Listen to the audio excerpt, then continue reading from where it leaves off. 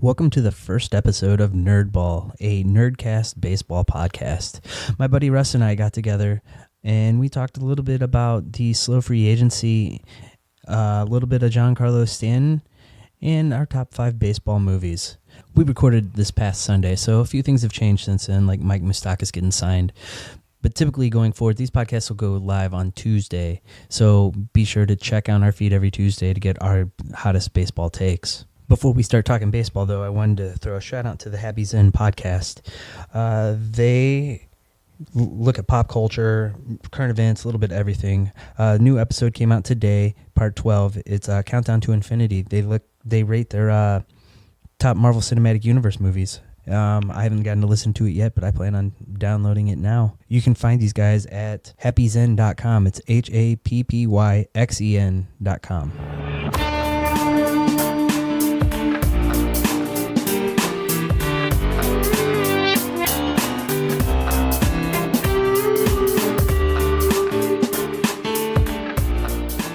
Our first regular baseball podcast.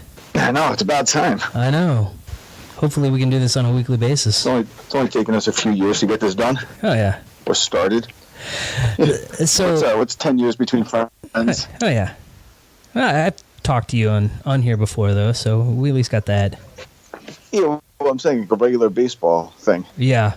I think we started writing at least on Inside. I think it was like 2006, 2007, somewhere. That's when I joined in.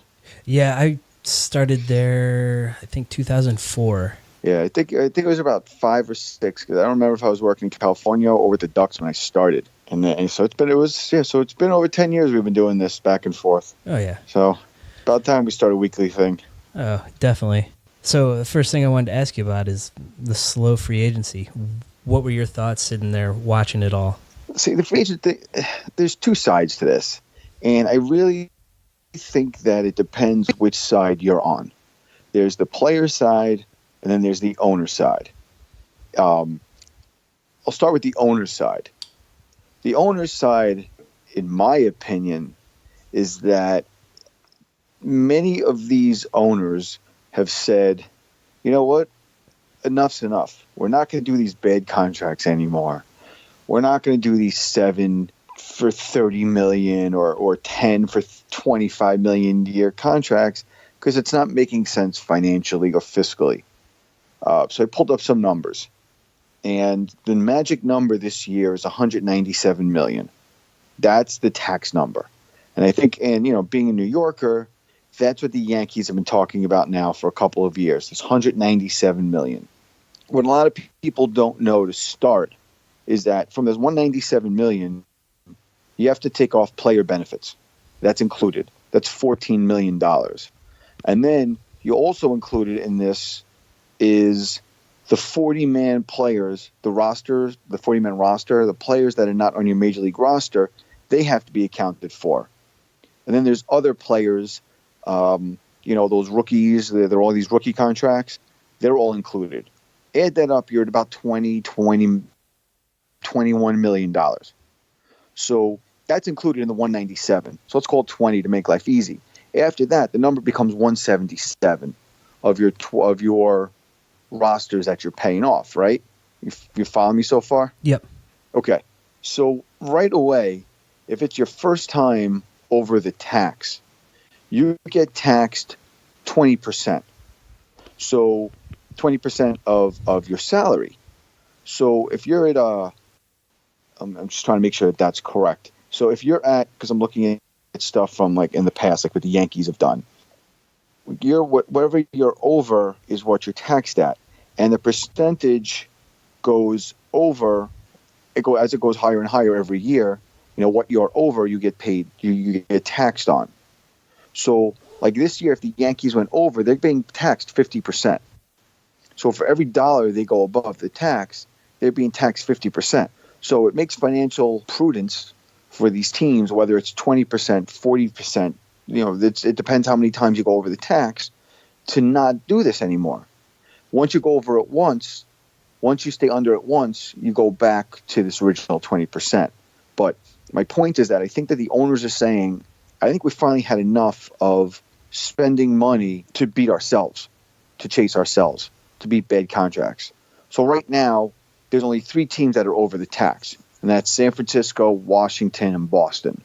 Boston's $32 million over the tax already, and that's just after signing J.D. Martinez. So all the other teams, are saying to themselves, I don't want to pay 20% above. I don't want to do this. I don't want to do that. And I think they're not signing these players. And I think that's really what's happening from the owner's side. And I think that the players are saying, well, for all these years, all these guys getting all these contracts, now there must be some sort of collusion, which is why we're not getting signed. But take a guy like Jake Arrieta, right? Mm-hmm. He's 31 years old, something like that, 30, 31, 32 years old. He wants, 5, 6, 7 year contract at like $25 million a year. You go back to that, how many teams need a starting pitcher? Everybody. Okay, but who wants to pay $25 million a year?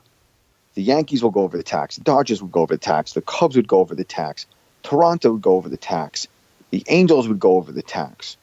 So all these teams that are these top teams that are traditional money spenders, they'll go over the tax of the tax they don't want to, go over, which is, I think, one of the reasons why the Yankees didn't go after Darvish. He wanted $20-something million. And then even a team like Seattle would be close to the tax if they signed Arrieta.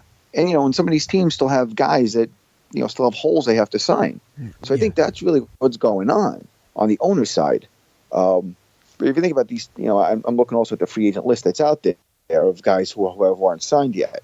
Jeremy Hellickson and Jake Arrieta, Melky Cabrera, Brandon Phillips, Carlos Gonzalez, Lance Lynn, who you know well. Yeah. Moustakas, Greg Holland. So all these players want, I think that they came into this year, Alex Cobb, expecting these long-term, between me and you, the money they're going to make no matter what is ridiculous compared to what we do. Right. But, they came into this offseason expecting, hey, this was the year. We're going to make $25, $27 million a year. We're going to make, some of the lower tier guys, $18, $17, $16 million a year, and it's not happening. And I think that looking at it from the owner's side, they're saying, I think we've had enough. Yeah. And it's always been a sport that's traditionally paid off what you've done. And I think teams are starting to see, with all the bad contracts out there, they need to start being a little more progressive and seeing what they're going to get for the value rather than what a player's already done. So I think we might not see that big postseason get a large contract that we used to see, like a Daniel Murphy type. Yeah, I think the owners are getting smart. The front offices they're looking at launch angle and spin rates and stuff like that. Teams are getting smarter, and they're going to be smarter about their spending. Yeah, and I also think that contracts will get smarter also in the terms of, okay, well, Jake Arrieta, you want a 6-year contract? Okay, fine. You want $25 million for the first couple of years?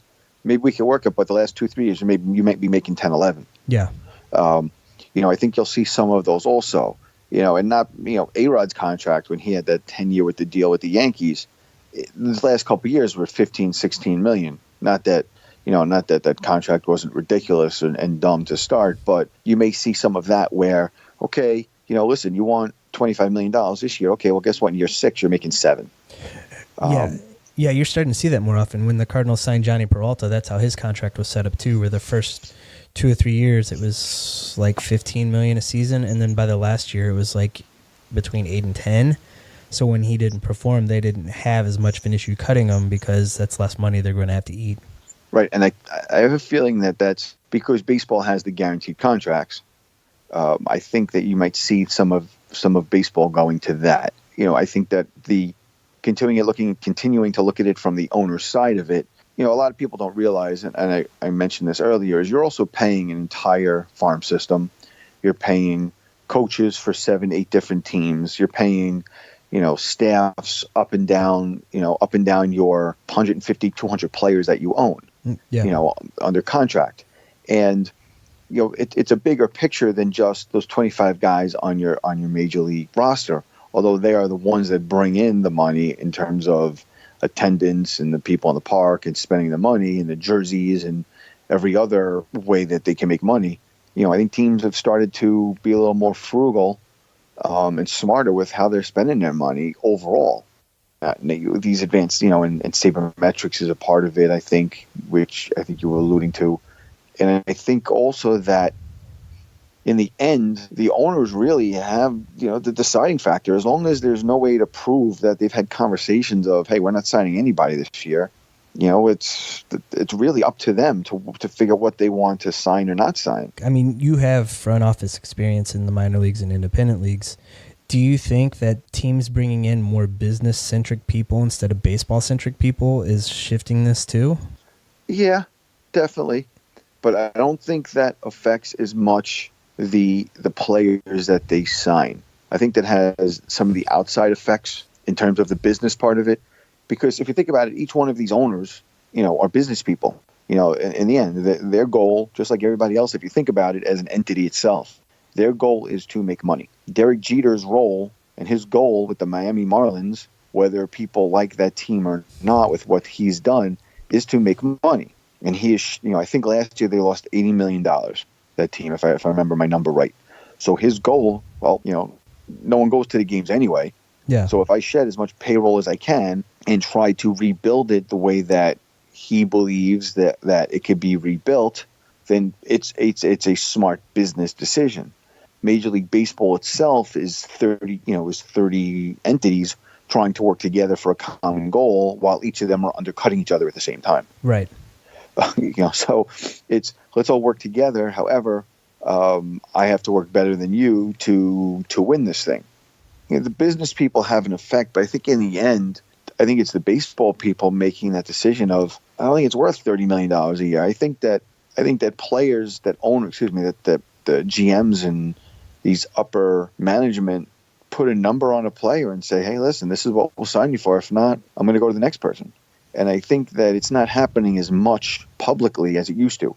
You would hear that even with the Cardinals, the Yankees, the Dodgers, the Orioles, the teams who are traditionally big spenders, the Angels, the Boston Red Sox. Well, if we don't sign player A, we're going to go after player B. Now, Some of that obviously is just a tactic to get people to sign, but you're a Cardinals fan. I don't know what you're hearing out in St. Louis, but here in New York, they said, well, listen, if we don't sign you Darvish, we have 3 studs in the minor leagues that we're going to be okay with. Yeah, that's pretty much the same with the Cardinals. I mean, people are wanting them to do something else still. I mean, there's holes in the rotation, holes in the bullpen, but they're sticking with what they got. And with the young guys coming up, I mean, that definitely offsets some of the bigger salaries, especially when you have a guy like Adam Wainwright, who's at the end of his career making $19 million, but he's not pitching up to that salary. Yeah, there's a lot of teams that have a lot of money to spend if they wanted to, if they didn't want to, if the tax is really what they're talking about. A good example is Baltimore, who's just a big spender. I think that they're finally learning the lesson. Their salary is their tax salary is $145 million. Texas is at 152. Houston's only at 164 million. But so there are teams that still have money to spend. And again, the bottom, and we know the Players Union just filed a grievance against some of these teams. Oakland only has $78 million and Tampa Bay $100. So there's money out there, but the owners, I think, are just being smart. With that said, now going at the player's side, if I was a player rep or an agent or a player itself, I would definitely be thinking that there's something going on, something strange. That, if you look at so many signings over the past 5-6 years and the money that's gone out there, and all of a sudden this year it's like, the amount of people that are still unsigned, and here we are in, March 4th, the season's 3.5 weeks away. Yeah. And there's a ton of guys who are sitting at home or whatever camps they're playing in, waiting to be signed. Some of them are guys who are in the late 30s, I think, or at the end of their career, who are looking for, one more year. But Jeremy Hellickson, Jason Worth, Neil Walker, Jake Arrieta, Matt Garza's only 34. Not that he's a top line, but you have guys who would still, I think, have some sort of role on a team and help. Clay Buchholz wasn't everything that he was going to be in the past, but he's still probably a veteran that can help a younger team. Greg Holland is still out there, and it's Alex Cobb. So if I was a player and And I'm thinking, all right, I'm 30, 31 years old, and I'm looking for, maybe one more contract to set myself and my kids and my grandkids and, my next 6 generations up. And then all of a sudden, you're, Mike Moustakis, you're 29 years old, sitting home going, hey, man, this is my year. My agent set me up perfect. I'm coming out. I've had a good career, and I'm going to go and I'm going to make $20 million a year or $15 million a year and, $100 million contract. And he's got nothing. Isn't there a side to it, too, though, where they should, anything they get paid to play baseball should be a blessing. They're going to make a lot of money, even if it's not as much as what they were hoping. Wouldn't you believe that some of these player asking prices would have come down a little bit by now? Oh, well, yeah, of course. And I think that's what the owners are hoping for, that some of these guys are going to say, if they think about when you're not scalping tickets, because of course that's illegal, when you're looking to buy tickets and you're standing outside a baseball stadium, right?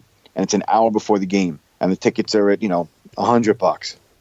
Now it's a half hour before the game, and the tickets are they're $85. Yeah. Well, guess what? First, they just threw first pitch. You're out into the game. All right, here's $20. All right, sold.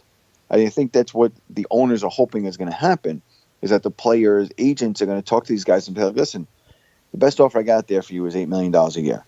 You can sign a 2-year contract. We can do this again. Or do you want to hold out, or are you going to wait? Or you want, it's kind of what you're saying is, at one point, do the players say, okay, I just want to play? Who is it in football that didn't sign? The Flacco. Yeah. He instead of signing a long-term contract, he played out his last year on his contract and bet on himself. He had a fantastic year, and he, set his great-great-grandkids up for life. Yeah. And some of these players can do that. Listen, if you're, Arrieta, and I'll sign a 1-year deal for $15 million, and I'm going to go out there and be 22-3. Well, guess what? Next year you're going to have that long-term deal. Yeah. Or you're going to pull a job at Chamberlain and do 4-17 or whatever happens, and never be heard from again. Yeah. So do you think that teams are holding out for next year's free agent crop? Because you got Manny Machado, you got Bryce Harper, like 2 big names. You possibly got Kershaw coming back on. Certain teams maybe, and maybe that's why they're going under. They're trying to stay under the cap this year, as opposed to, all right, let's assume Machado. Let's be realistic and say, okay, 30 as a number, right? Yeah. And Bryce Harper, let's just use 30 as a number, because that seems to be the standard right now with Giancarlo Stanton. Yeah. Around 30. Some of these teams, maybe that's why no one's signing Mike Moustakis this year, is because they're hoping for Machado next year. Although Machado says he wants to play shortstop. You have teams like the Yankees, who up until 2 years ago, that's what they were looking for. Now all of a sudden you have 6 outfielders, and 3 of them, are under 30, and 2 of them are the top home run hitters. And then you have it's teams are changing their needs every year. Yeah. So do I think teams are holding out? Yeah, but I think it's teams you don't think of. Everybody needs outfielders. But I think it'll be interesting to see, because Washington's already above the number with the cap for this year, and well above it. So, to them, it's just re-signing their own player. The money is the money. You know what? I get this feeling teams really aren't looking that far ahead. I think that number, I think they'll come into that play once they get into the June, July, and we have no chance this year. Let's just sell. Let's just get rid of salary so we can look forward to next year. I think at this point, the teams that actually have the chance to succeed, I think are playing their hands for 2018, not 2019. Yeah. It's just a feeling. Because if you really think about it, you really haven't heard as much about those names now. Like when if you remember basketball, what was it, 2-3 years ago, 5, whatever that year was, that LeBron and Wade and all these guys came out, right? Yeah. For 2 years, teams were positioning themselves to sign some of these guys. Yeah. And you knew about it. Not that you can easily dump salary in baseball and you can do what you do in basketball, but you still heard about it. Over the summer of whatever, the free agent class of whatever. You hear the names, but you don't really hear that teams are looking at it. They know they're there, but I don't think they're positioning themselves, because baseball is 162 games. It's a long season. You can have teams come out of nowhere that gel and win 95 games and make the playoffs. And and you and I both know, once you're in the playoffs, anything can happen. Yeah. So I think it's in the back of their minds, but I don't think that I don't think it's a mainstay. But I want to ask you: are there any guys who got signed this year that you're surprised at for what they're making? Off the top of my head, no. I'm more surprised by the guys that are still out there. Let me find MLB trade rumors real quick and look through the list of who's signed. JD Martinez worth $22 million a year. I'm a little surprised by it, but going into it, you knew he was wanting a lot of money. I know he wanted a lot more than he got, and I'm not surprised that him and the Red Sox worked something out. But if he thought that market was going to be there with more than just the Red Sox, I would be surprised by that. Because, yeah, the Diamondbacks were interested, but how many teams want a long-term outfielder that won't be able to play the outfield? Oh, yeah, that's true. But there really haven't been too many, and I'm just pulling up, outside of one-year deals, there haven't been too many average $10 million contracts. Like under 15 of them for average of $10 million a year right now.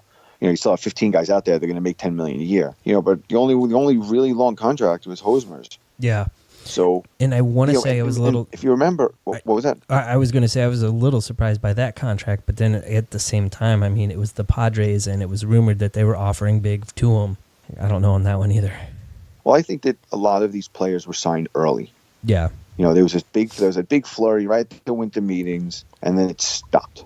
Now, obviously, the winter meetings is where the agents, everyone's all together anyway. But usually it continues after that. It just seemed after that just stopped. Well, okay, I did think of one that surprised me, and that was Wade Davis with the Rockies. Because I just didn't understand paying that much for a closer in that atmosphere.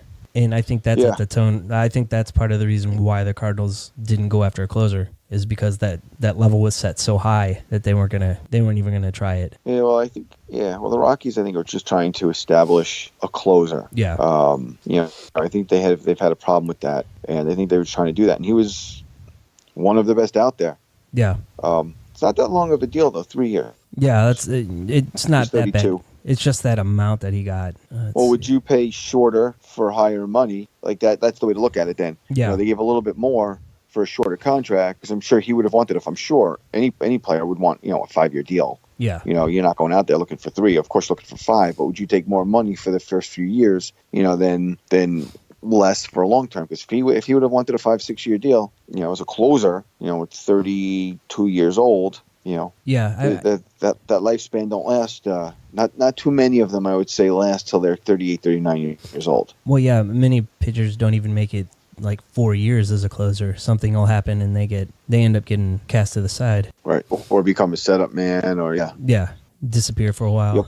Yeah, so I think just looking at it from the players' side, I think that players and they went into it like they did every year, which is why you could see that they're talking about the collusion, and then the Players Association are now filing a grievance, not even a lawsuit, a grievance, that teams are not spending the money they're supposed to spend. Yeah. There's the luxury tax and there's other money that they're supposed to spend. But since there's no way to really guarantee, and there's nothing in writing, that teams have to spend a certain amount of money, how are you going to prove it? Yeah. And the person who makes the decision is Rob Manfred anyway. So, but I do think it would be interesting that the NBA system is, I think, pretty interesting, is that they have a floor, but it's not what they do. And not a lot of people are aware of this. And I'm not advocating a floor in Major League Baseball, but there's got to be a better system to make sure that the money that's supposed to be there is actually spent. And of course, you can always say that even if you're spending a penny and you're getting a penny, then you're saying you're spending it. But the NBA, and I don't know if you know this, that let's say the floor is $90 million and you as a team have spent $80 million, that other $10 million gets split evenly between all the players on the roster. Oh, wow. I did not know that. Yeah. So the NBA, no matter what, an NBA team knows you're going to spend whatever the lowest amount is, $90 million, whatever it is, $100 million. They have to spend it no matter what. That's why you always have all these crazy contracts in basketball, is because then you have to spend it. So it's either going to go to all the players or just give it to specific players. Yeah. It would be interesting to find some sort of system in baseball that, of course, it's called the tax number is really a cap, a loose cap. It would be interesting if you had a loose floor that, okay, well, listen, if you take half of whatever the tax number is, or 60% or whatever it is, and you have to spend that. If you don't spend it, well, you have to split that amongst the players on the 40-man roster. Yeah, that would be a good system. It would be interesting. Go ahead. Yeah, I'd be curious to see, too, what a team like the Rays or the Athletics would do then, because, I mean, they're known for trying to watch their spending. Well, I think the A's are not spending as much because they're building a ballpark or trying to. And I think really Tampa Bay is doing the same thing. There's reports of moving to the other side of the bay, because I've never been at the Tampa Bay ballpark. I've heard stories that it's not in a good area. Cars are broken into all the time. There's no area around the ballpark that people go to. Yeah. So I know they've been searching for a new area for a ballpark. So, maybe that's what they're doing too. So maybe they, listen, let's save $20 million because we know we're going to be spending, 200 something million on, or 300 million on a ballpark soon. So that could be part of it. I don't know. That just popped in my head as we mentioned that. Who knows? But it would be interesting to see how the baseball itself would react to that if, they collectively bargained it. I can only imagine what the players would have to give up to get that into the collective bargaining agreement, Yeah, I like looking at other sports and seeing what they're doing too, like with the football with the non-guaranteed contracts. So say, okay, we'll sign you to a $200 million contract, but $100 million of it's guaranteed, and we can cut you at any point. Yeah, and that's where you have all these cap guys who are working all the time, and you sign these players, you re-sign them, and they restructure the contracts and all this other stuff. And again, that's another thing that maybe the players have to give up guaranteed contracts to get minimums. Yeah. Maybe that's something they have to do. You're also talking about the top 5-10%, for these contracts that, to help pay for the other 33 guys on the 40-man roster. So it would be an interesting case study. And I wonder if they ever would survey the players. Okay, would you give up guaranteed contracts to have a minimum? And let's call it 65% of the cap. So if the cap was $200 million, it would be, they have to spend 130. Yeah. I wonder if they would give that up. Oh, that's a good question. I would wonder on that. That if there'd be enough players that would have the foresight. I'm not sure if that's the right word, to look ahead at. Okay, I'm making my $20 million a year, but let's look in 10 years how these guys are going to do. Let's see if we could bump everything up, and all right, let's give it up and see what happens. Yeah. I'd be curious to see in the case study if they surveyed players what they would do with that. From what I've read about the football players, they don't like that system because they feel like they don't know from year to year if they're going to have a job, which I can understand. And I don't see baseball players really wanting to put themselves in that situation then. Yeah, they'll still get paid, but they want to keep playing. Yeah, of course. And baseball, don't forget that for the first 6 years, the first 3 years are under the rookie contract, and then you got the arbitration for 3 years. So really, for the first 6 years of your major league contract, you're under team control. Where in football, obviously, average life is 4 years, 3 years. Yeah. So yeah, I could see why the football players wouldn't like that. But in baseball, you're talking about for the first 6 years anyway, you're under team control. So it really is that contract you're talking about. When the player is 27 to 29 years old, typically, because let's say the average player is 21 years old when they hit the majors. So let's assume that, that player who's from 27 to 29 years old, that's the contract you're talking about. Yeah. Those are the guys who are the 7-10 year contracts, that are the $25-30 million contracts. Yeah. But not everyone does that. Some players get signed in the arbitration process. Some players just, They're looking for these 2-3 year deals to make $7-8 million and make sure that them and their kids are secure.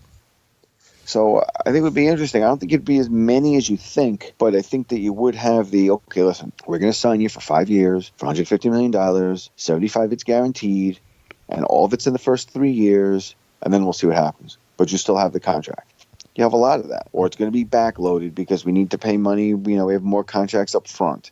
Yeah, that would really, I think that you'd have then, if that happened, then what you mentioned a while ago about the business guys getting involved, that's when that would happen even more. Because you would really need to crunch every dollar, every amount. So listen, all right, so we signed J.D. Martinez to this 5-year deal, right? So if we cut him after year 3, we're only liable for another $17 million on the deal on our tax eligible for 2 years at $17 million than 22. So actually, it's better for us to cut him and sign a different guy who can play for $5 million a year. It's the same amount of money. Yeah. you'd end up with those kind of things, which would be interesting. Which would definitely be interesting, because I think you'd probably, while you'd may anger a lot of people, I think you'd probably actually help a lot of people's careers. Yeah, and I think some of that pay Because you have a lot of these guys, a lot of these A-Rod types in his last year of his contract, they would just cut him. Yeah. They would just, the last couple of years, just cut him. These guys who are, and every team has had one once in a while, guys at the end of the contract who, they don't want to cut because they have 2 years left at $15 million a year, and they don't want to eat the money. So they sit and they waste time. Well, it's got to be a better way to do it, and maybe that's the way. Yeah, and I think that would help spread it around a little bit too, but for some of the smaller name players that maybe wouldn't necessarily get the same shot. Yeah, it would be interesting. I think there's got to be a better. The system isn't that bad for the players right now. I mean, with the guaranteed contracts, and if the owners become fiscally smarter, it will make the system better for everybody. The players might not make the same amount of money, but in the end, I think you'll have more players making the money because the money's got to get spent anyway. Yeah, the money is spent anyway. But I wondered if there's a better system somewhere in the middle of what what's going on and what you and I are talking about. There's got to be. Maybe they'll figure it out. Yeah. So they stop yelling at each other, complaining. Just get back to opening days coming up pretty soon. And I'd prefer not to be hearing discussions of collusion and grievances, and I'd rather just hear discussions of who's gonna win. Yeah. who's the first guy to 10 wins, who's the first guy to 25 home runs, who's the first guy to 20 saves, and the first perfect game of the year or no hitter, and this and that. That's what I'd more like to be talking about. Oh yeah. All right. So I wanted to ask you too. Both our teams were tied to Giancarlo Stanton this year. What was your thoughts on that whole fiasco? Well, I think the Yankee fans can't call it a fiasco. No. But I think the word fiasco is more of what the Marlins, if you look at the Marlins as a whole. Yeah. And I would think that if you are a fan of baseball, it would be very curious to find anybody who's not a Yankee fan who doesn't think something strange happened, where the NL MVP with 59 home runs, or I think it was 59 home runs, got traded to the Yankees for a second baseman and 2 prospects. And that was it. And that literally came out of nowhere. Yeah. You figured he was going to get dealt because of what Miami started to do. But nowhere did you think it was going to be the Yankees. Now, what the Yankees traded was Starlin Castro, who makes around $11 million a year. I'm just confirming that for this year. Okay. Yep, $11 million, $12 million next year. So for the next 2 years, he's making $11 and $12 million. So the Yankees and the Marlins are giving the Yankees $3 million a year. So brings his cost down to $27 million. So basically, you paid an additional $16 million a year as Yankees to get Giancarlo Stanton on your team. So on the Yankees side, still being under the cap and knowing that you have 2 players in your system, in your minor league system, who can play second base and you believe can start tomorrow, whether it's Miguel Andujar or Gleyber Torres, you think either of these guys can start, in the major leagues, it makes 100% sense to make the trade. Obviously, now you have this outfield, which between Judge and Stanton, and you could throw in Brett Gardner. The Yankees love Hicks. They have Clint Frazier, and they still have, what is now probably the worst contract in baseball, Jacoby Ellsbury, for I think $21 million through 2021, 4 more years. It makes all the sense in the world to make the trade. All they have to do is figure out how to, get one of these outfielders off their roster, which unfortunately I think is going to end up being Clint Frazier, because I think he's an excellent player up and coming. But looking at from the other teams, it's like, the rich are getting richer here, but at the same time, I think the Marlins were looking for a player who was making not $20 million a year, and I think they felt Castro was probably the best. I think that he was making a lot of calls under the table. Jeter, whoever's running the show over there in terms of players, and making calls like, "All right, if I got Stanton, what can you offer me?" And probably a lot of teams wanted $10 million back, $15 million back. And the Yankees said, "All right, here's Castro. Here's a list of players you can choose from, and I don't know, give me $3 million." And I really think something like that happened. I know that the fiasco goes back to Miami. It really does. Yeah. It's even with Miami, it's just to go on a separate tangent. One of the first things that Jeter did, and he used Jeter, I know it's not just him, I know that there's a whole team out there, was they got rid of all these guys who worked in the front office, these former Marlin guys. Yeah. all the former players, which is strange because Jeter comes from New York, where I think they have like 50 or 60 former players under contract that work for the team. He comes in and wipes them all off. I think blanking on the name, Mr. Marlin. Jeff Conine. Jeff Conine, thank you. He's one of the guys. All of a sudden, he walks in, bang, no one has a job anymore. So you start off with getting rid of all these former players that worked for the team. And then you start trading them off one by one. And what you're getting back isn't what, I guess, people believe the market was. If they were doing what the Yankees did a couple years ago, you trade 4 players, you got back 12 of them, where you think 7 or 8 of them are going to be major leaguers pretty soon. Yeah. That's one thing. But, they didn't, I could, just because I know the specifics more of the Yankees trade more than the others. I mean, they got I think single A guys. And the Yankees didn't give much up.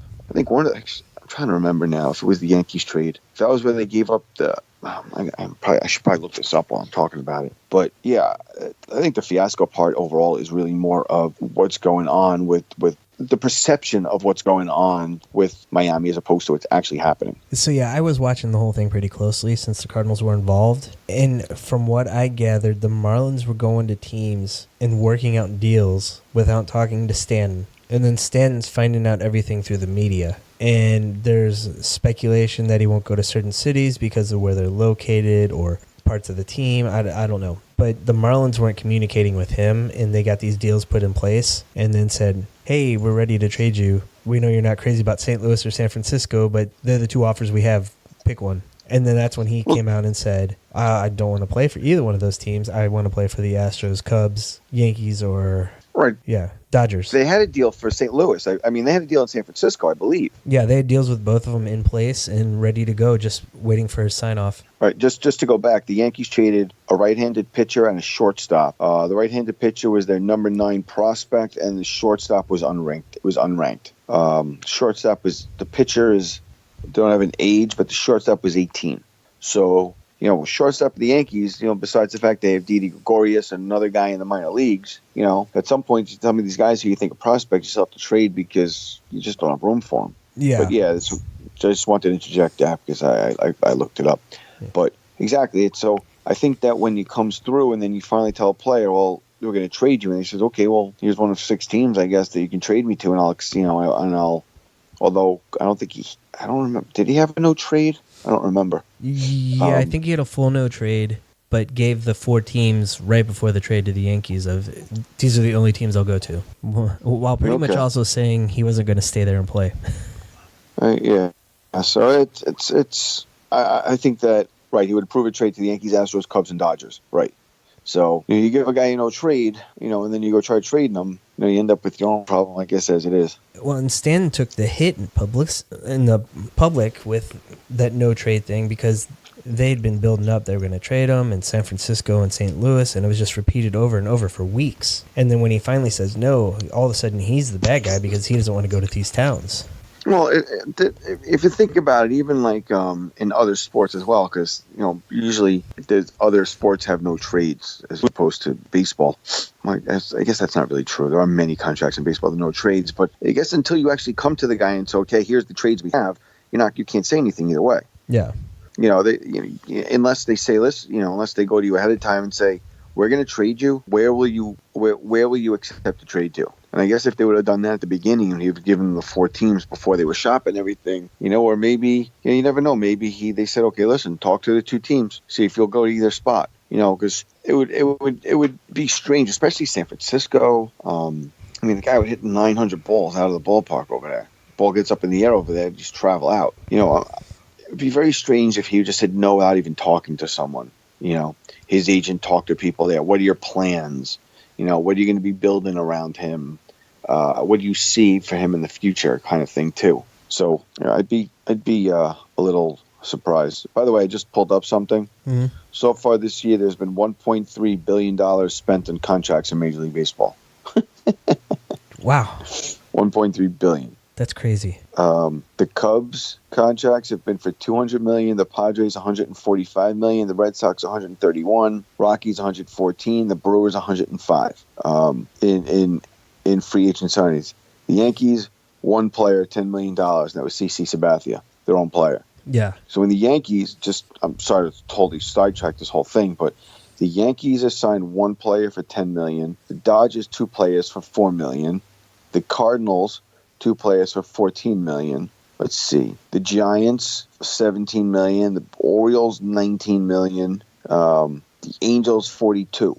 So a lot of these teams who are traditionally spenders haven't spent anything this year. Okay, the Mets have signed, it looks like, the most players in the offseason. Oh, the Mets and the Twins. But the Mets have spent $88 million. The Phillies, $94 million. And then these other teams I mentioned, over $100 million.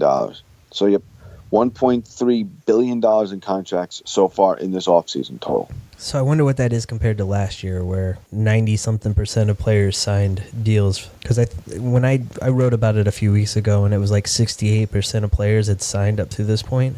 All right. And typically by the end of spring training, almost 90% of players have signed contracts over the last 6 or 7 years. So I wonder how much money they typically spend every year. Well, I'm trying to I'm looking at sporttrack.com. Last year, the total amount spent in 2017 was $1.42 billion. So they're not that far off. No, they're not. In 2016, $2.4 billion in 2016. Now, that was the year with David Price, Greinke, Jason Hayward, Chris Davis, then Samagia. And no one has really lived up to any of those contracts. No. Greinke's been pretty good, but not where he was with the Dodgers before he signed that. Right. 2015 was $1.6 billion.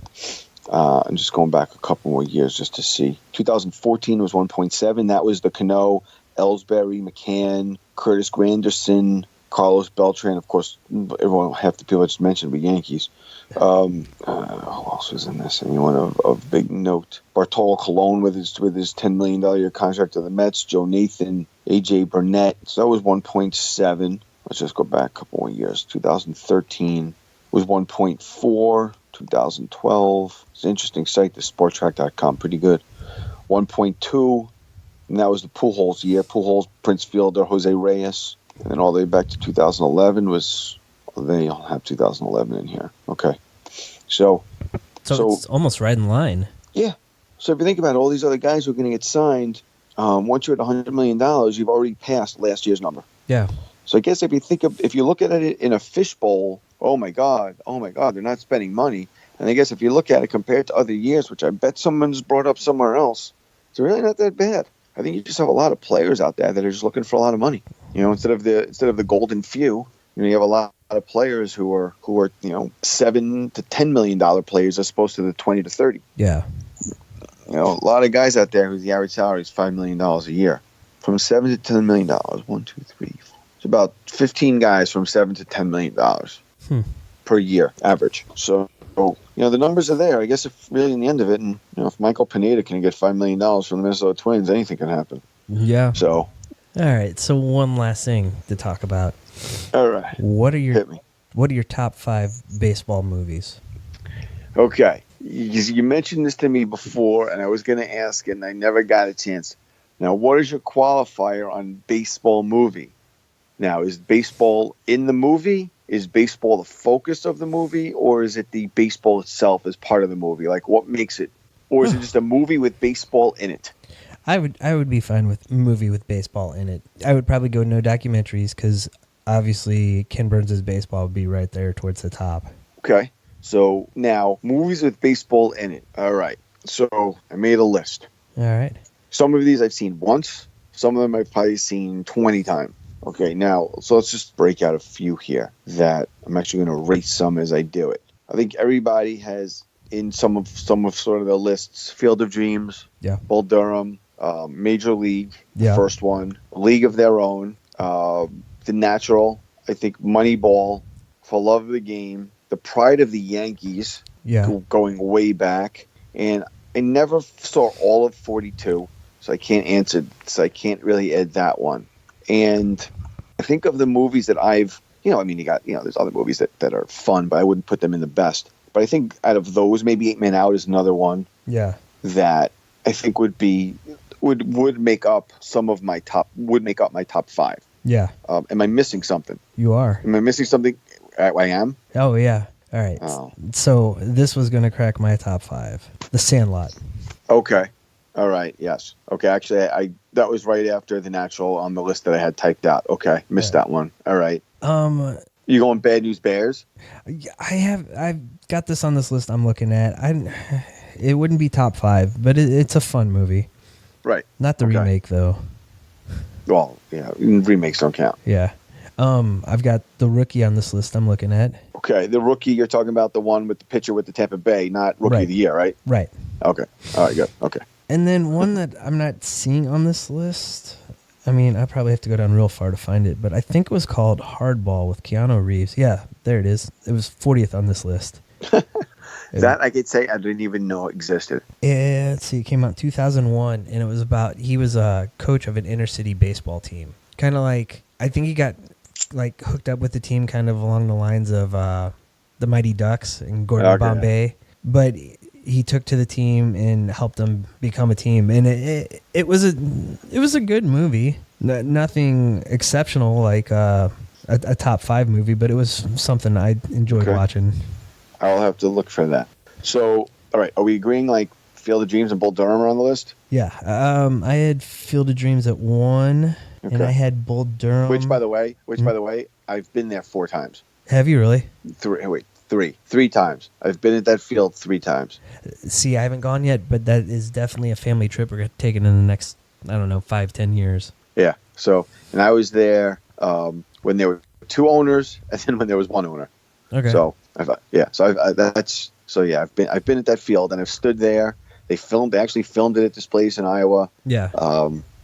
And I've sat on those bleachers. I've sat at home plate. I actually have a picture here in my house of me sitting behind home plate with just looking down to the corner and everything. So it's pretty cool. That's awesome. So, yeah, I suggest it. Anyone who hears this, go. If you're passing through Iowa, it's off of 80. It takes it's like 45 minutes off of Interstate 80. It's worth it. Believe me. It's 20 minutes of your life. That's all it really takes while you're there, and it's worth it. Okay, so we got Field of Dreams in Bull Durham. Yeah, I had Bull Durham at 4. Okay. Did you have For Love of the Game? I didn't. Okay. I remember watching it. It just didn't stick out to me. Okay. There was just parts of it because of how it's one game. The movie's during one game, but it's his whole life at the same time. Right. So I just didn't know if that was there. Okay. So let me just... my list here, definitely take Bull Durham and Field of Dreams because obviously those are there. Do you have The Sandlot in your top 5? I did. I had it number 2. Ooh, number 2. Okay, because that would have been 1, 2, 3, 4, 5. Actually, it was 6 here. Okay, so what's your 1? Field of Dreams. Field of Dreams. Okay, so you had Sandlot 2, Bull Durham 3. I actually had Major League, then Bull Durham. Okay, and is League of Your Own 5? No, I considered it. We actually just watched that last night. I was going to go Moneyball. It just something about it really, I guess being a big fan of the book and having read it multiple times, I thought they did justice to it by taking it and kind of fictionalizing it a little bit. Let me ask you a question. Mm-hmm. Does the fact that you lived the Moneyball era affect you as opposed to, and I'm just going to make this up, 61? Like if those were equal, with the fact that you were there for that Moneyball era, would that change your view? Probably. I think that's part of the reason why I like it. So yours were Field of Dreams, Bull Durham, Moneyball, Sandlot, and Major League. Yeah.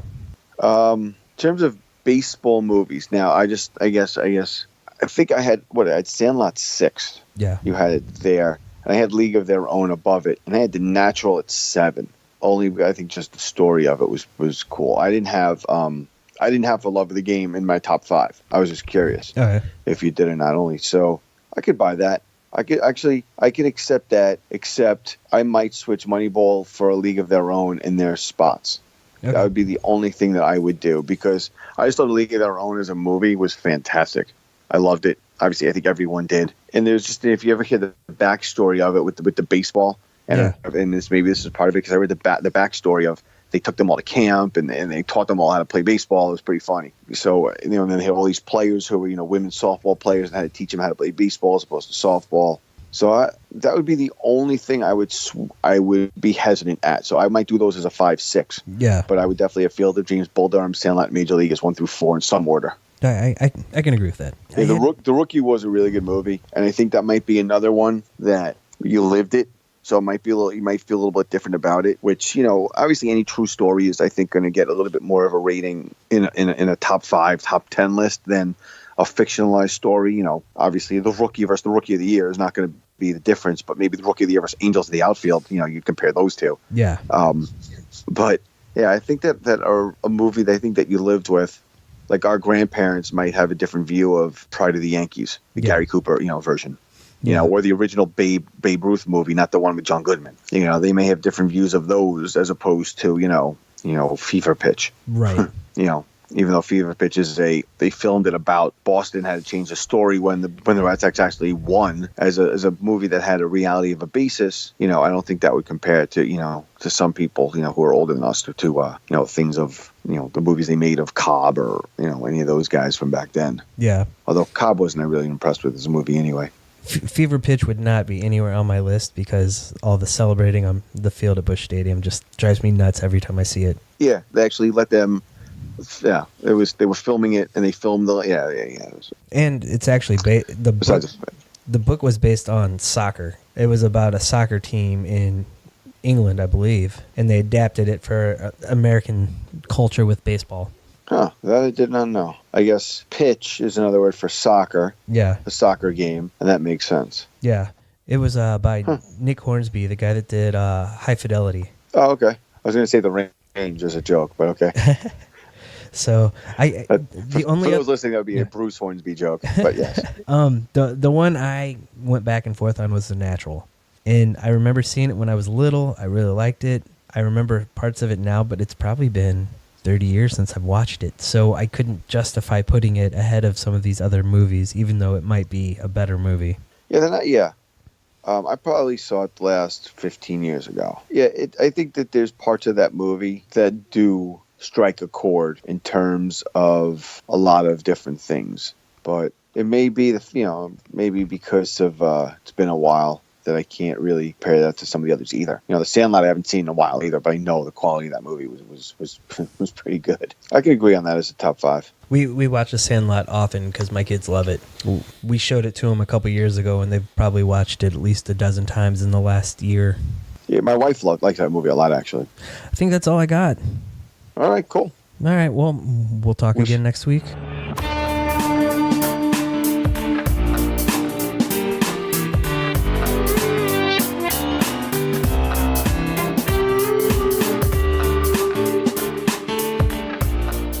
So Russ and I will be back on Tuesday with more hot takes on baseball and a new top 5 list. In the meantime, though, you can go to Nyrdcast.com, Nyrdcast.com for more articles. I did one earlier this week about the Paul DeJong extension for the Cardinals. I'm also planning on getting some new beer reviews up there soon, too. You can check out our other podcasts on the Nyrdcast feed as well.